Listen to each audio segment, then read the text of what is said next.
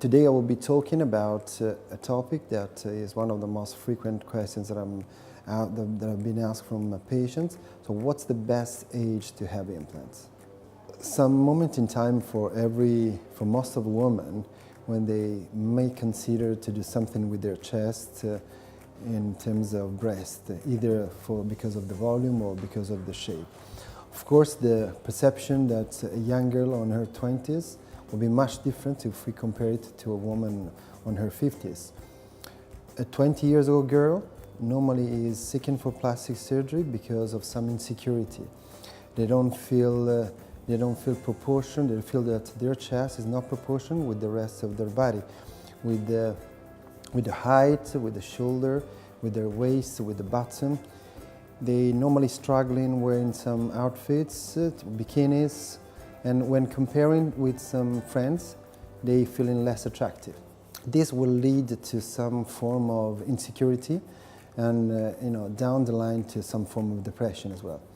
Contrarily, a 50-year-old woman normally is instead turning into cosmetic surgery for different reasons, simply because they want to restore the appearance of their breast. A 50-year-old woman, contrarily, will instead ask for plastic surgery or turn into cosmetic surgery for different reasons. They normally want to restore the appearance of their breast after pregnancies, breastfeeding, weight loss diets, following the dramatic consequences of aging when the breasts get emptier on the upper pole and when they sag it, simply when they sag it. So the best age range, I would say, that is anywhere in between 18 to 60. Considering that for very young age, it is extremely important before to proceed for the operation to make sure that the breast has fully developed. Because a breast implant on a not fully developed breast may lead to some sagging and to some stretch marks after breasts finish developing. Breasts, they're normally related to the femininity. So obviously having lack of breasts or having small breasts leads to feel unfeminine. And the feeling unfeminine leads to some form of insecurity and some form of inferiority. I would say that breast implants can be placed over the muscle or behind the muscle. Generally talking, this is a surgeon choice that is breast thickness related.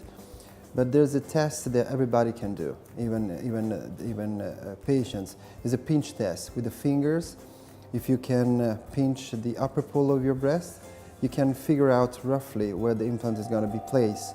Because if the thickness is less than 2 centimeters, you will more likely have the implants behind the muscle to have a more adequate tissue cover and to prevent some implant edge visibility.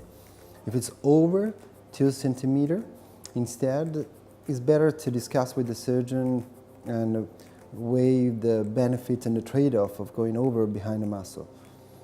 In my personal opinion, the gold standard technique is behind the muscle. And that is simply because having the implants behind the muscle gives a much more long-lasting result. Even in time when the breast, unfortunately, is facing the inevitable consequences of aging. So when the breast tissue gets thinner, if the implant is behind the muscle, is well covered and avoiding any possible visibility and showing off of the implant itself.